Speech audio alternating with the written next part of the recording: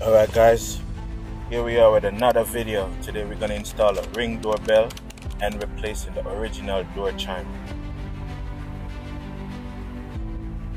So before I install any doorbell, I always check the voltage to make sure that I have at least minimum 18 voltage, and I have 20 here, so I'm good to go.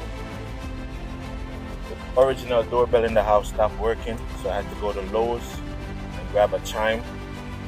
So here goes the new chime, and it's up. And of course, you gotta check it to make sure it works.